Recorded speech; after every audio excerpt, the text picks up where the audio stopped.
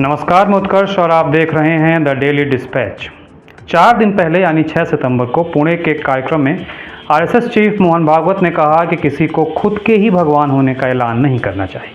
कोई भगवान होगा या नहीं, यह तो लोग तय करते हैं। भागवत ने हालांकि इस बीच किसी का नाम नहीं लिया, लेकिन कई राजनीतिक पंडित मान रहे हैं कि यह पीएम मोदी और भाजपा को एक नसीहत थी।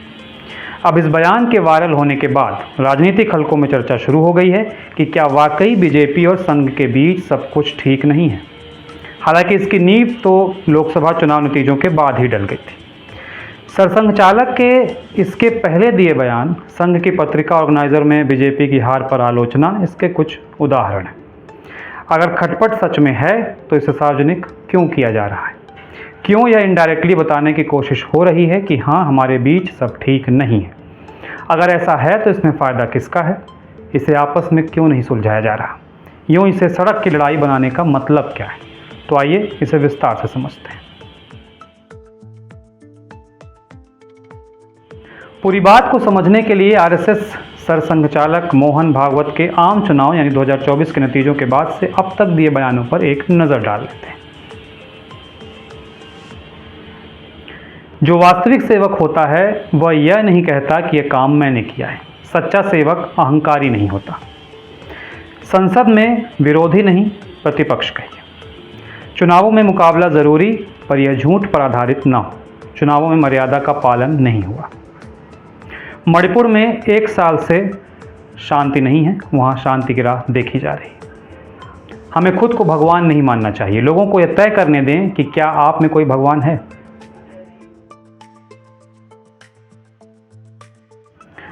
आरएसएस का चुनाव नतीजों के बाद से इतना मुखर होना क्या बता रहा है? क्या संघ को पीएम मोदी से दिक्कत है? दरअसल संघ को लगने लगा है कि बीजेपी में सिर्फ एक व्यक्ति यानी मोदी को ही सब कुछ मान लिया गया है। आरएसएस को हमेशा से इसका विरोध रहा।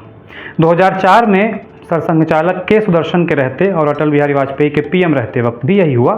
तब भी बीजेपी और आरएसएस के रिश्ते नाजुक मोड़ पर आ गए थे। इतिहास फिर वही दोहराने की दिशा में आगे बढ़ रहा है। सीनियर जर्नलिस्ट नीरजा चौधरी कहती हैं कि भले ही मोदी ने आरएसएस के मुख्य एजेंडे राम मंदिर, अनुच्छेद 370 यानी आर्टिकल 370 को निरस्त करना, 3 तलाक, एक समान नागरिक संहिता यानी यूनिफॉर्म सिविल कोड की ओर बढ़ना लागू किया है, लेकिन आरएसएस नेताओं को उनके काम करने की शैली, जिसे वे व्यक्तित्व पंथ कहते हैं, और एक नेता के हाथों में अत्यधिक शक्ति को लेकर आपत्ति है। संसदीय चुनावों के दौरान आरएसएस कार्यकर्ताओं ने भाजपा के लिए पहले के चुनावों की तरह उत्साहपूर्वक प्रचार नहीं किया। कुछ लोग इसका श्रेय 400 पार के नारे को लेकर पैदा हुई आत्मसंतुष्टि को भी देते हैं।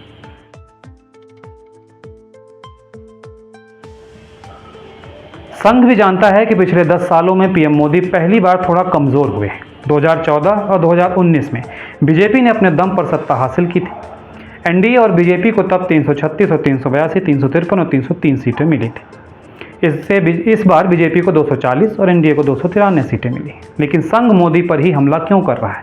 बिना नाम लिए अहंकारी और भगवान वाले बयान पर सार्वजनिक मंच से निशाना साधना तो यही बताता है कि आप कहीं ना कहीं पीएम मोदी को कमज़ोर मानकर ही हमला कर रहे हैं।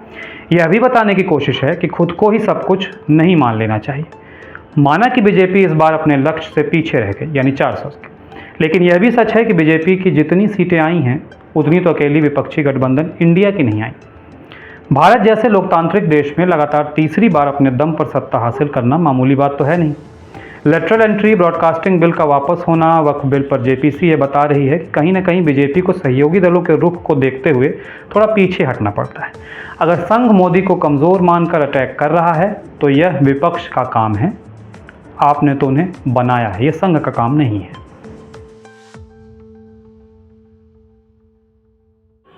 कहते हैं ना, जब दो लोगों के बीच मनमुटाव या कहीं खटपट होती है तो फ़ायदा तीसरे को होता है।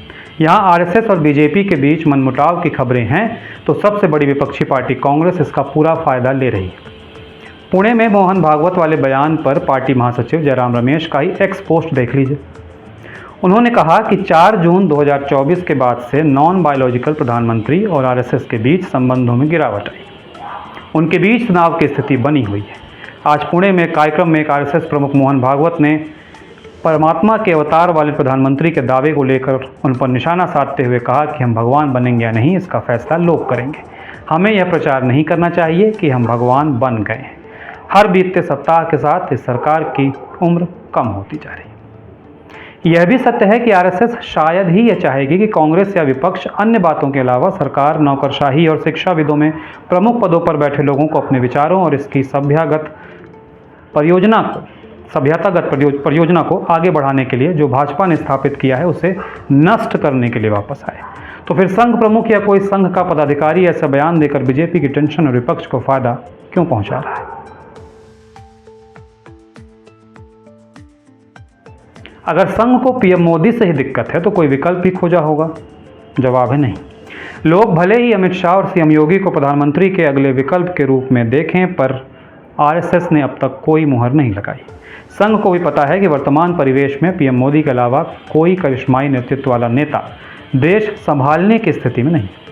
नरेंद्र मोदी को तो बाहरी शक्तियों से लड़ना है, देश के दुश्मनों से लड़ना है, अंदर के अपने लोगों से वो क्यों लड़ेंगे? अगर संघ को इसमें फ़ायदा दिखता है तो ठीक है, करें, लेकिन इसके बाद के परिणाम शायद दोनों ही, यानी ना तो बीजेपी और ना ही आरएसएस के लिए सही रहेंगे। यह सत्य है कि जेपी नड्डा ने संघ की ज़रूरत नहीं है, हम सक्षम हैं वाले बयान ने क्षति जरूर पहुंचाई, जिसका जवाब देते नहीं बना, लेकिन उसके लिए आप उन्हें तलब कर चुके हैं। अपनी अनदेखी होने के चलते कार्यकर्ताओं और संघ के स्वयंसेवकों ने इस बार उतने मन से चुनाव में मेहनत भी नहीं की जिसे आप मीटिंग में सुलझा भी चुके हैं। तो फिर पब्लिक मंच से ऐसे बयान? संघ भी ये मानता है कि हमारे बीच मतभेद हैं, लेकिन हम परिवार हैं और इसे सुलझा लिया जाएगा। तो इसे मिलकर बैठकर सुलझाने से होगा, ना कि इनडायरेक्टली कटाक्ष करने से, क्योंकि सबको पता है कि संघ और बीजेपी को एक दूसरे की ज़रूरत है। अगर आपको वीडियो आया हो पसंद तो करिए लाइक, शेयर और सब्सक्राइब। देखते रहिए द डेली डिस्पैच। नमस्कार।